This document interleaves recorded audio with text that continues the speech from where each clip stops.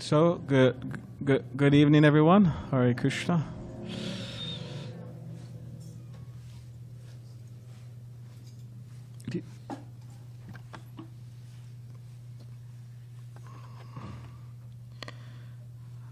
Sorry, I'm just messing with my watch because I wore a watch to anyways, there's a watch here too, but I wore a watch to tell the time, but my clock was completely off, so I had to fix it.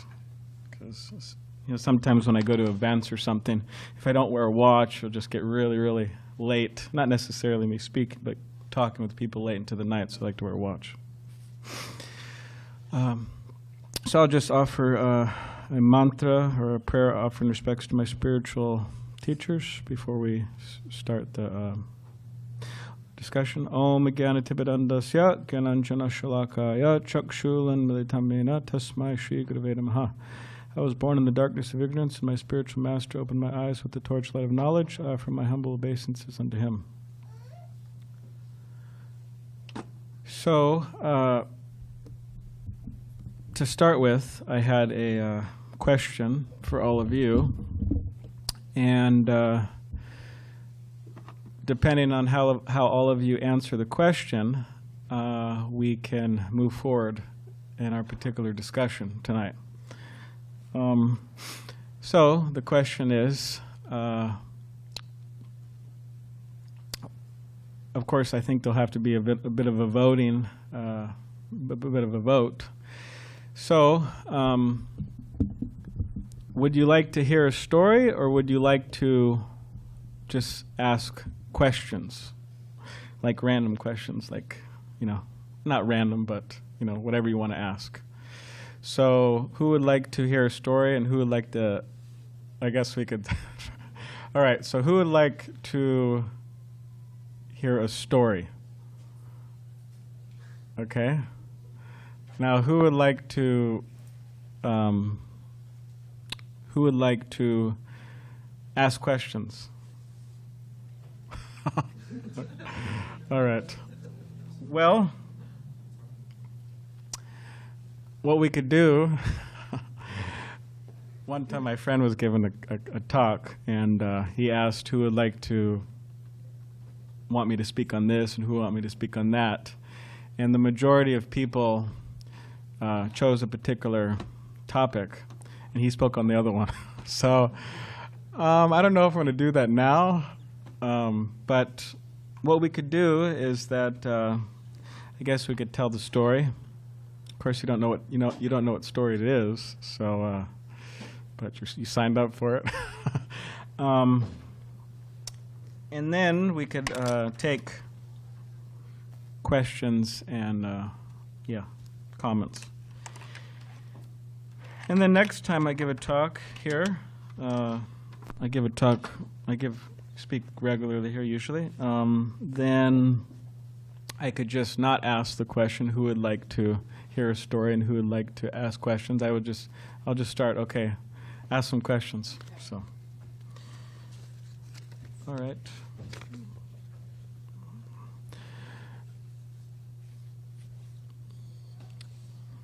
Hey, Prakash, you think you could switch this off, please?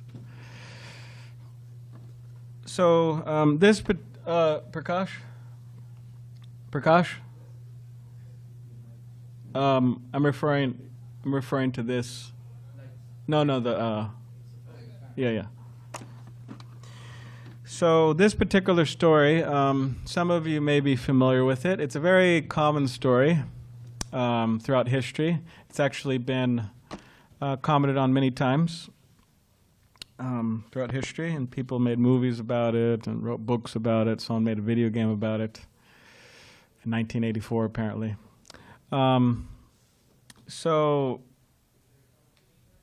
And it, of course, Disney got hold of this story and made a movie about it. Not that matters so much, but just as a side point. And interesting enough is that this particular story, sometimes what people do is there's the original story. It usually comes in the form of a book. And then people take that story, a particular story, and then they make a movie out of it, and they change everything. So that's what Disney did. I think a lot of people changed this story, but Disney changed this story.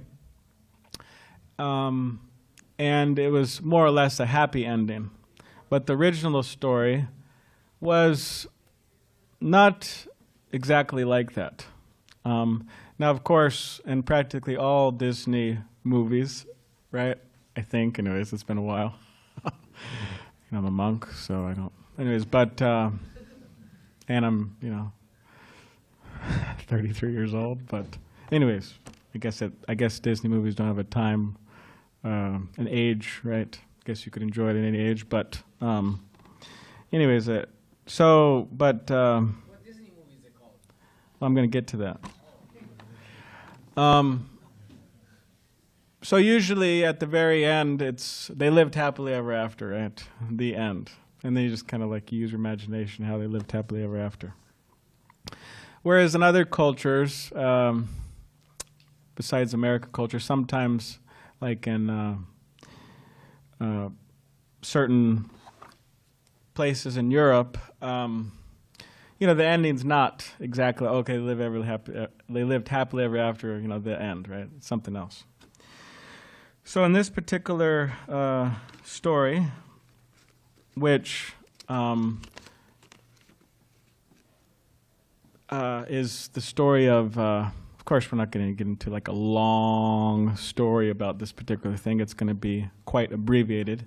And specifically, we're going to discuss what we could learn from a spiritual perspective on this particular story. But it's the story of the, I believe they call it, what is it? Does anybody have any guess what I'm... Hey, you knew that. That wasn't a guess. Or did you know that? You knew that?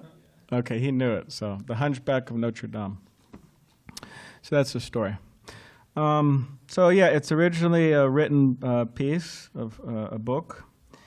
And he knew that because, anyways, we discussed this before with him. I discussed it with him. But there's a few characters in the particular story. So his name is Frollo. So Frollo is archbishop in the church, the cathedral. And there's Esmeralda, who Frollo becomes very attached to, obsessed with. And who else is there? You remember Mukunda? Who? I don't think so. Oh yeah. I guess it depends on how we spell his name. I was just saying Phobos, but I think I'm just going to go with that, unless anybody is familiar with that name. We could just go with that. Mukunda, you're saying Phoebus, huh? Okay. Phoebus. Okay, I think I'll do Phobos. So Phobos, Frollo, Esmeralda, Quasimodo, right? These are the different main characters in the particular story. So, before we continue, do you think you could just close that door, Jeff, please, because of the traffic? And I don't know if we want to crack this door open a little bit, please. So Frollo he's supposed to be a elevated, learned, spiritual person. He's living in a cathedral, for God's sake. And of course, this is an attack on any particular tradition, but this principle can be seen in so many traditions, right? That a spiritual leader is supposed to be somebody who is spiritual. Supposed to be not controlled, not whipped around by the different, by their lower nature, right? Undue selfishness or greed or exploitation. They're supposed to be above all that. That's what it means to be a spiritual leader. So in this particular story, what happened is Frollo, although he's living in the cathedral, he he became very enchanted, very attracted, very attached. Although he's supposed to be a priest, separated from such thoughts and desires, he became very attracted, very addicted, very obsessed in a very exploitative way, which we'll discuss and see soon, with this girl, Esmeralda, who was apparently very attractive in the mundane estimation of things, to the degree that many men were after her, including this Frollo. So what happened is he became so addicted to her, attached to her, that he sent this, practically it was like his son. What's his name? Quasimodo. And Quasimodo, he was blind, half blind, and half deaf. It says he was deaf because he was always ringing the church bells very loud, these huge bells. He was ringing them. So, and his mother dropped him off at the doorstep of the cathedral, and this priest, Frollo, he adopted him as his son, practically. So one day, Frollo, in his mad obsession for Esmeralda, he sent out Quasimodo, go get her. Means kidnap her. So that's what he tried to do. And then what happened is he wasn't successful, as far as I remember. He wasn't successful, and in that particular time, there was many people who just didn't like him based on his external features and so on. So they punished him heavily in public, right? Some type of mild torture. So then, as the story goes on, this Esmeralda, she becomes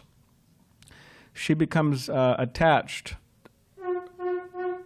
herself to another man besides Frollo. So the particular man is Phobos. She becomes attached to him. And so what happens is this Frollo becomes so enraged, he becomes so angry that Esmeralda could go with someone else besides him. This guy, he really lost control of his mind. So he became so enraged. So then what he did is, it was a whole setup, a whole gory setup. I won't go into all the details, but he pretty much tried to kill Phobos, with a knife. But he did it in such a way as, because Esmeralda was attached to Phobos, right? She had some attraction, he had some attraction to her. So Frollo, he tried to kill Phobos, right? While he was trying to seduce Esmeralda in the process. So he tried to kill him, Frollo, that's his name, right? Frollo. Frollo tried to kill Phobos. And then what happened, it became like a framed thing. In other words, Frollo framed it so it looked like Esmeralda did it. Tried to kill this person, Phobos. So then what happened is,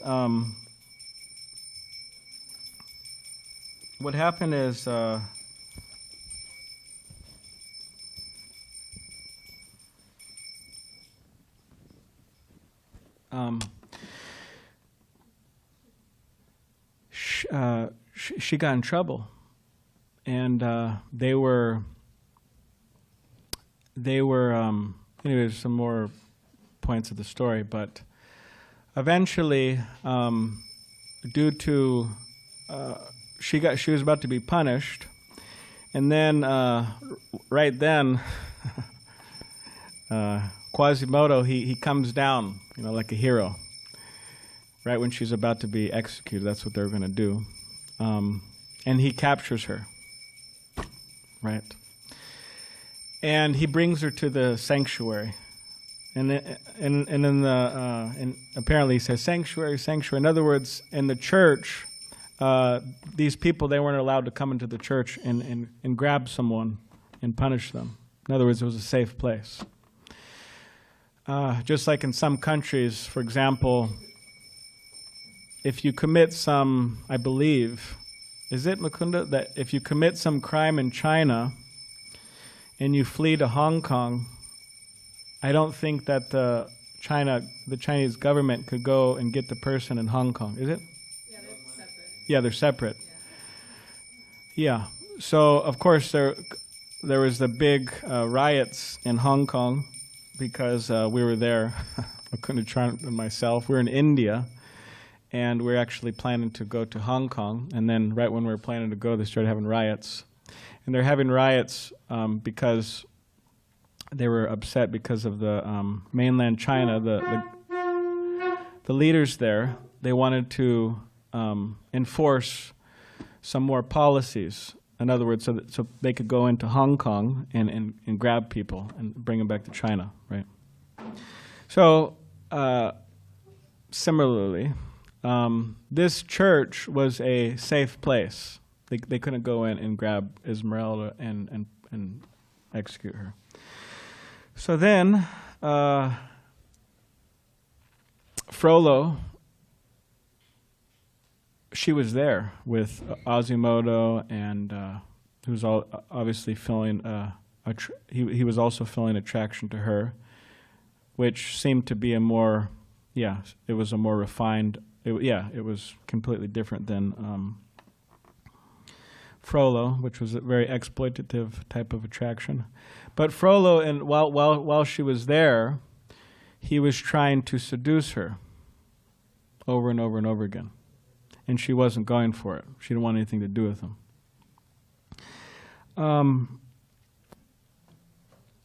So then eventually what happened is there was a whole break-in. They broke into the church going after Esmeralda.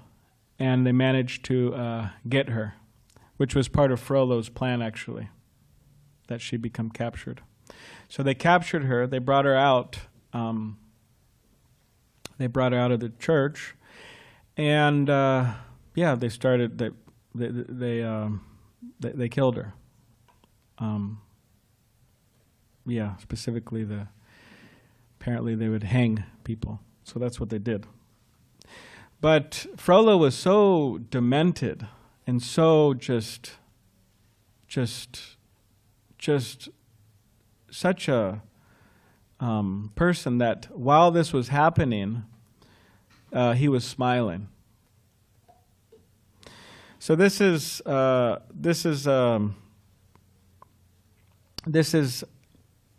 spiritually elevated person. They're not happy when people suffer. It's actually quite the contrary. That a real spiritually advanced person, they are pained to see the suffering of others on any level.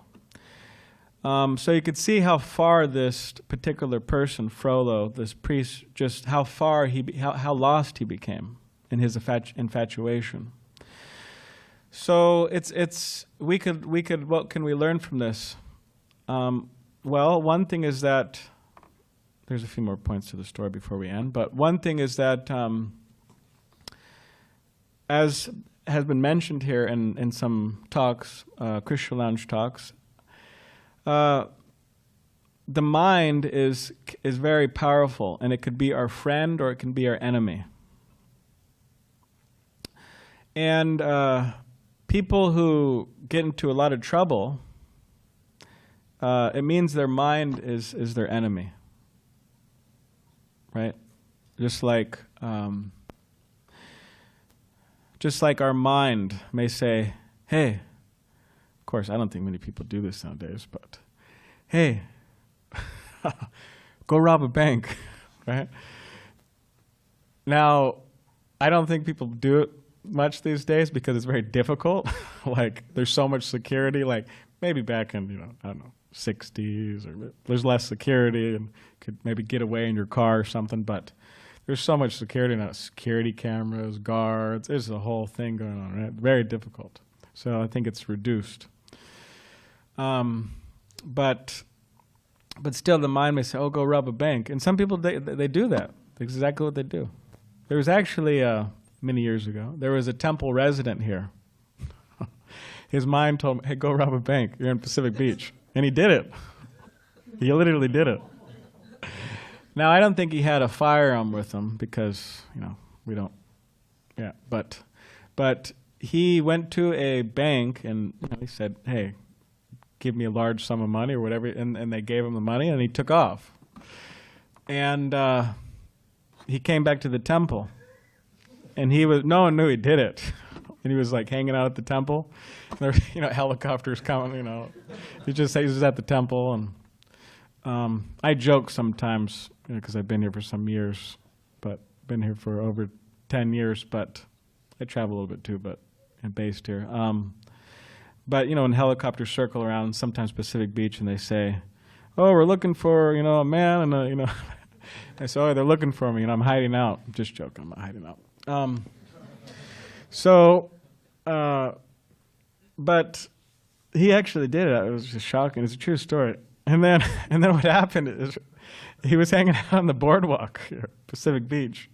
Yeah, because we're so close to the boardwalk. So he was taking a walk or whatever. And then he saw one of the bank tellers there, a woman. And she called the police, and I think he did some time. But was he in his robe? I don't think so, because that would be too much of a giveaway. Maybe Hare Krishna is still roused, but this is an example of the mind becoming our enemy. It means it's not. Or there's so many things. I mean, that's, you could say, kind of, I guess to some degree, light, but there's all types of things. So therefore, one of the main purposes of spiritual life is, or spiritual practice, is to gain control over our minds. In other words, to make our minds our friend. Like a mind full of anxiety, full of fear, full of et cetera, I won't say that you could say it's our absolute enemy, because sometimes our mind is our friend, right? Sometimes it's our friend, sometimes it's our enemy. But a mind that is completely absorbed in anxiety and all these other things, it's actually acting as an enemy. But it doesn't have to be like that. So therefore, like we just did, chanting Hare Krishna, other spiritual practices, reading some spiritual books such as Bhagavad Gita, it clears our mind from all of this, and it makes our mind our friend. In other words, it's a way in which we're actually allowed to be happy and satisfied in life. Because an unsatisfied mind is actually the cause of a lot of pain and frustration.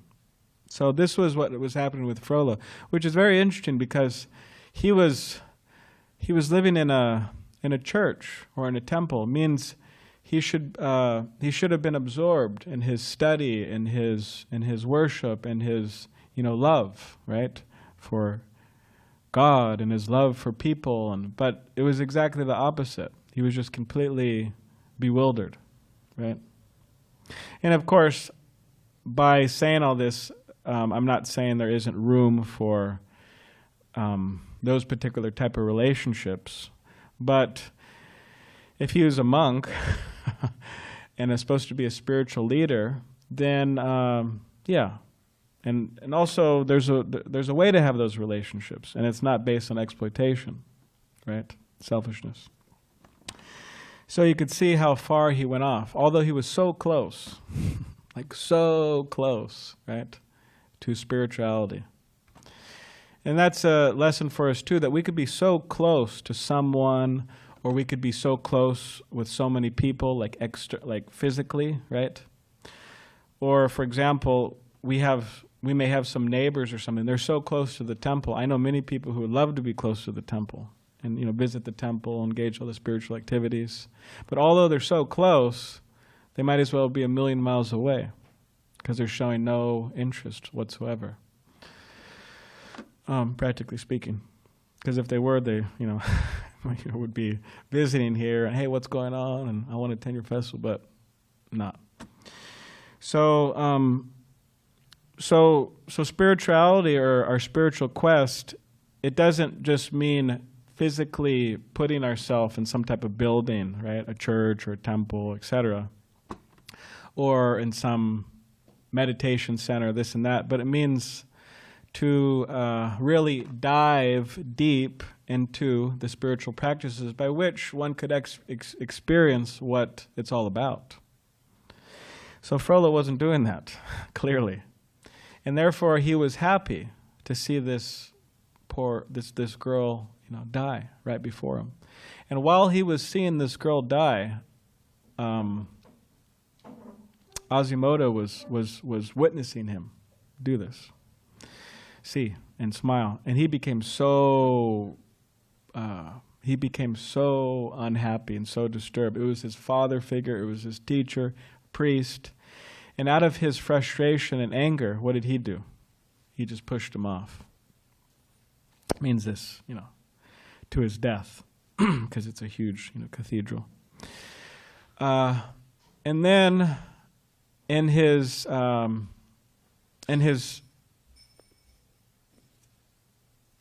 we have a big festival here tomorrow, by the way. That's why we have these. See, they got flowers back there, so they're making a bunch of decorations. So we have a big festival here. So you're all welcome. It's at 5:30. So upon Quasimodo doing that, he was in this state of just complete frustration and just difficulty. So what did he do next? What he did is, according to the story, she was killed, and then her, where they go to bury bodies and stuff. Apparently, sometime later, his skeleton was seen to be curled up, but by hers. So he just died out of sadness, feeling separation from her. So what is this all? What does this story tell us? Of course, it's not like the Disney story, right? Happily ever after. It tells us that, yes, our quest for love, our quest for happiness, our quest for peace, our quest for spirituality, that's all good, and that's all necessary, I would say. It's a necessity of our soul, of us, who we really are. But again, in the process, we want to make sure that we're actually making progress and not just, as the saying goes, treading water. Is that how it goes? Treading water? Because things could become quite ugly, like in this story. I mean, it's ugly. I mean, the whole thing, right? I don't know, maybe people could find some type of course, anyways, but it's tragic. It's a tragic story of all these different personalities, right? So in our quest for all of these good things, all of these fine things, all of these necessities of the soul, it is possible. It is practical. It is available. And everything that we want and more is absolutely available to us, provided we just continue on the path. And we don't have to, in any way, shape, or form, experience any of the tragedies of these different people. It means the tragedies born of uncontrolled mind, uncontrolled senses. But instead, we can experience a real life of real love and real satisfaction and real happiness based on eternal truths. All right, I think that's all I'll say. Does anybody have any comments or questions? I have a question. Yes, sir. Please. I think they want to pass a mic to you because I think we're... Do you think part of the world is doomed if they don't have a lot of acknowledgement? I think he's going to give you a mic so you could repeat. Oh, thanks. Testing. There you go. Do you think a lot of part of the world is like doomed, since like a lot of people live without this knowledge that could save them from a lot of disaster, like you say? All right. Thank you for the good question. Thank you.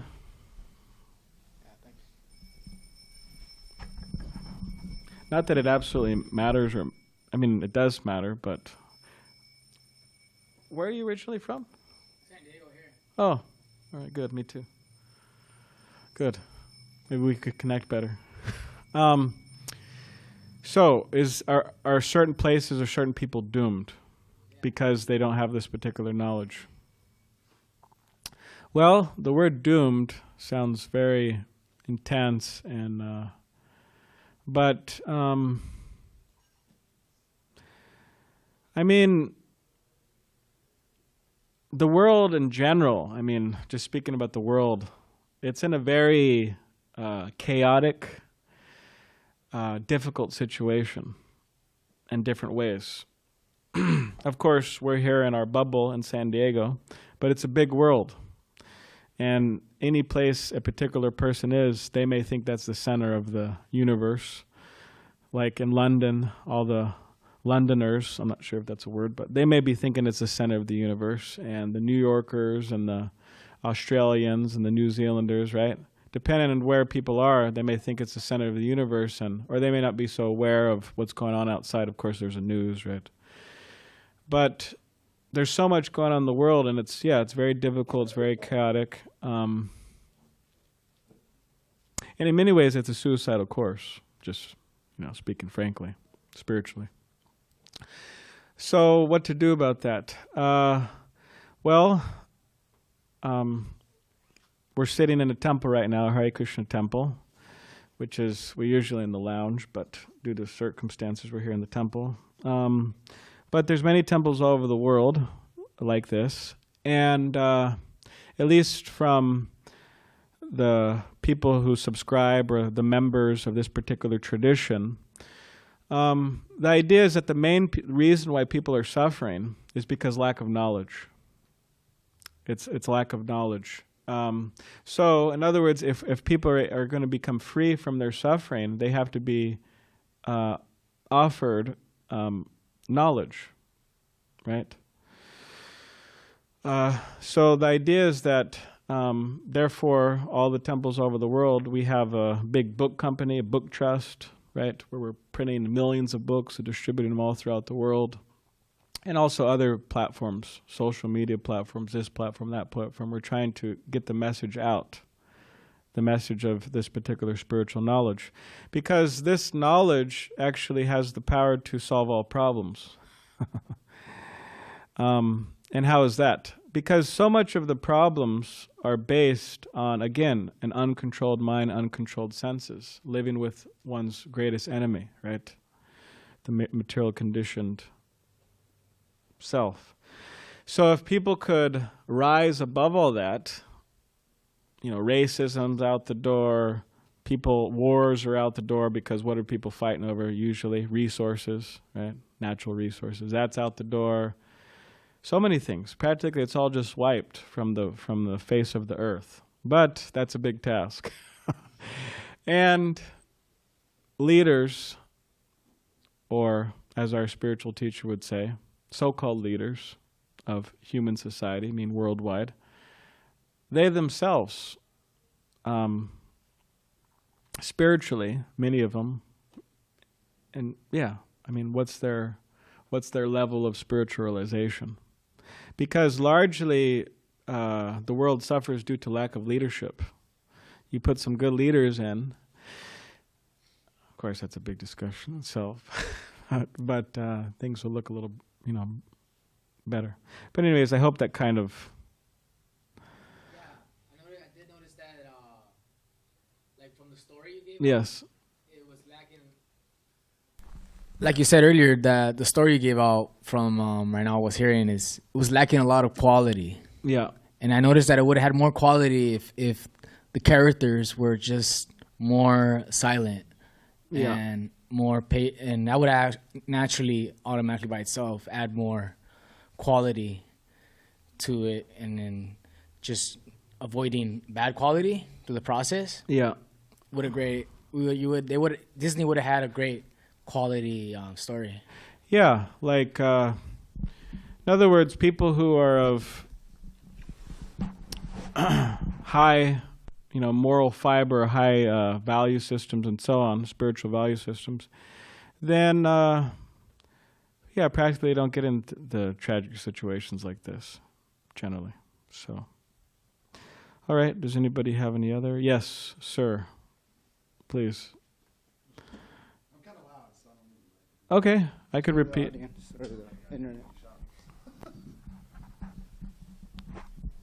Hello. Okay, there it is. There it is. I don't know. I love this place, by the way. I came here one time before, and I asked. I talked to somebody, and he told me your particular belief on like what makes this place holy. He says it's just four walls, and he said what makes this place holy is you guys do everything with love. So when you clean the floor, you do it with love. Yes. When you talk to people, you do it with love.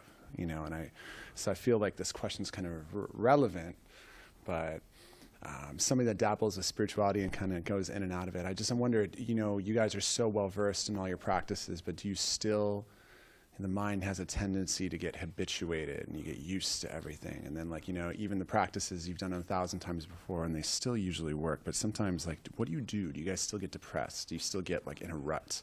And what do you guys do when you get in a rut? Because that's the scariest thing to me when I go to meditate, and sometimes it works, but sometimes it doesn't. And it hurts. You have such a pride and affinity towards these practices, and then when they kind of and I feel like even then when they don't work, I think that's a lesson within itself that I should even meditate on top of that meditation about why is it not working for me today? Why, but I just wonder if you guys ever go through those processes and what you like to do to kind of uplift yourself, or keep yourself going, or do you guys stay at a pretty good homeostasis due to the way you guys live yourself?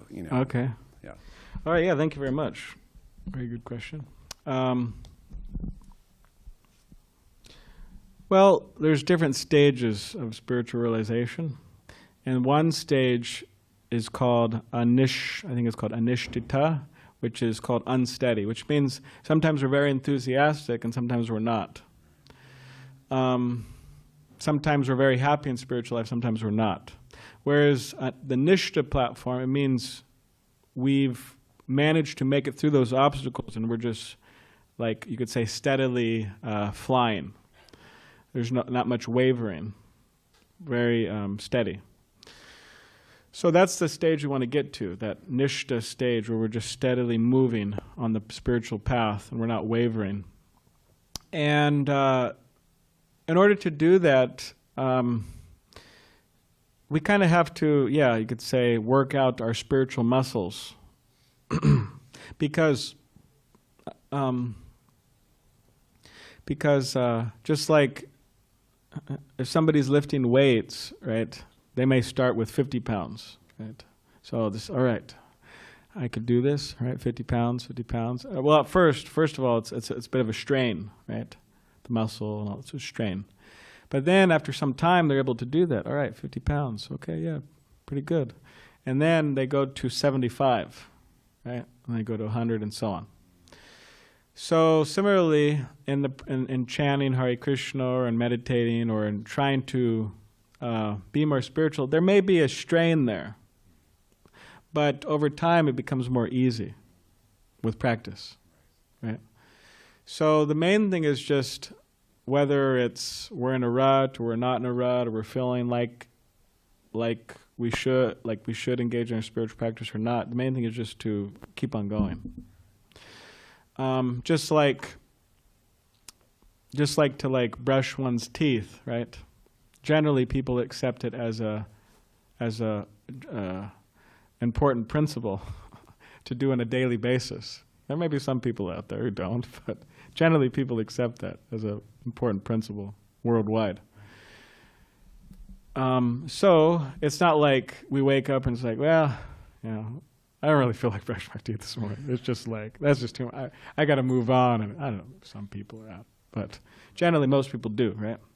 So we should try to see that spiritual practices are like a necessary hygienic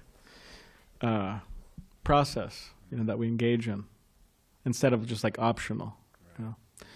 And lastly, I mean, these are just a few comments on this, but lastly, so you have one.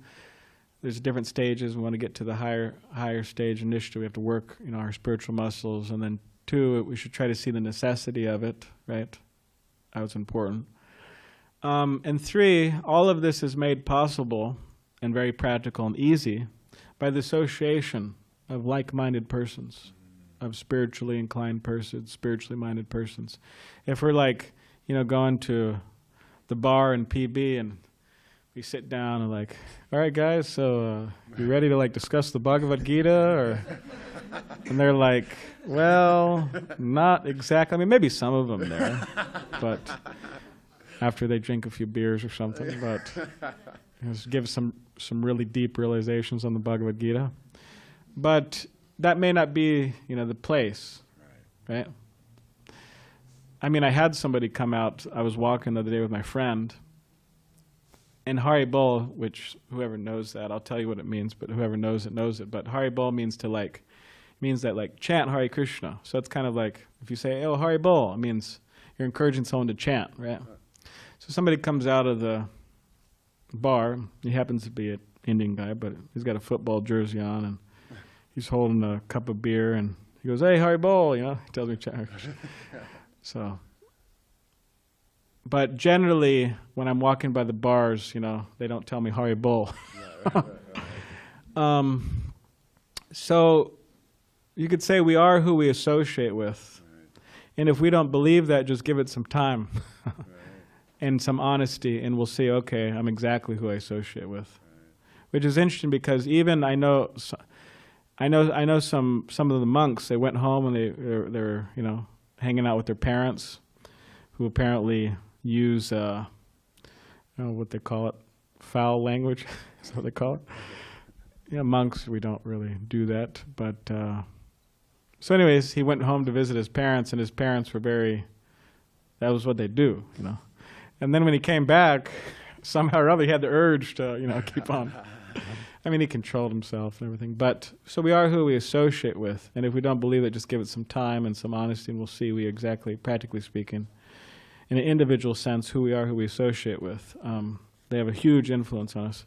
So a very easy, practical way is that if we associate with spiritually like-minded persons, very easily we'll become uplifted in spiritual life.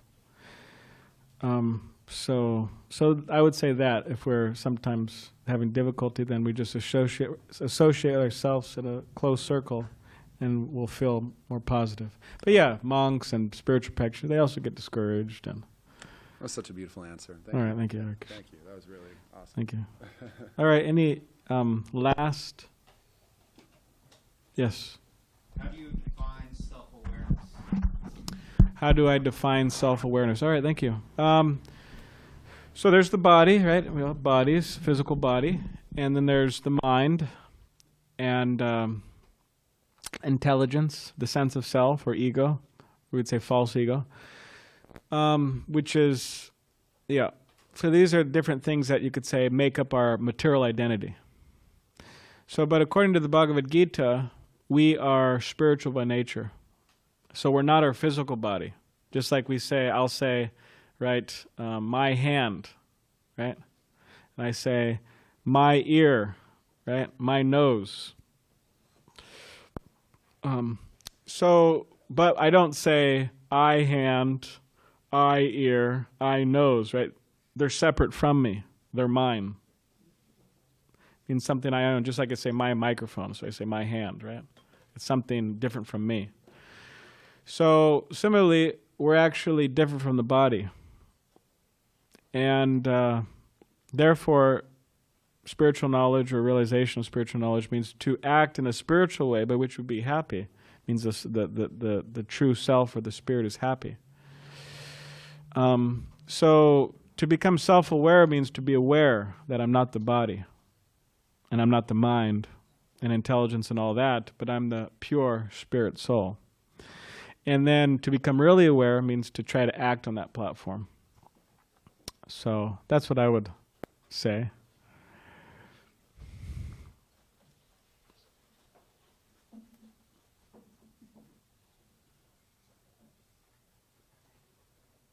Do you have any other comment about that, or? Sounds like you pretty much summed it up by Ouspensky's, which would be based upon everything we have here. Yes. All right. Thank you. All right. So, yes, thank you all very much for visiting the Krishna Lounge and your attention. And so, yeah, we're passing out the dinners now. So feel free to stay and have dinner, or you could, whatever you like. You could stay or you could go, whatever you want. And we have this every Thursday, so feel free to stop by. And there's different speakers, different singers. So somebody else will be speaking next week. Yeah. So, all right. You have a.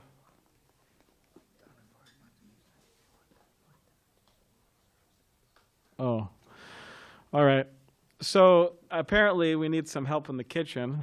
I'm not exactly sure what type of help, but maybe they're referring to cutting vegetables. Maybe they're referring to cleaning. I don't know, but I think they're preparing for the festival tomorrow, which, yeah, all of you are welcome to attend if you want at 5:30.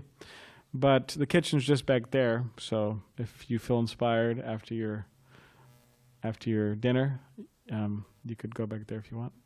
All right, thank you very much. Hare Krishna.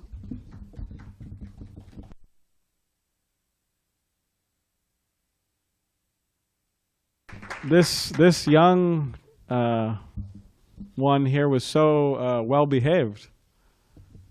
Here, so well behaved.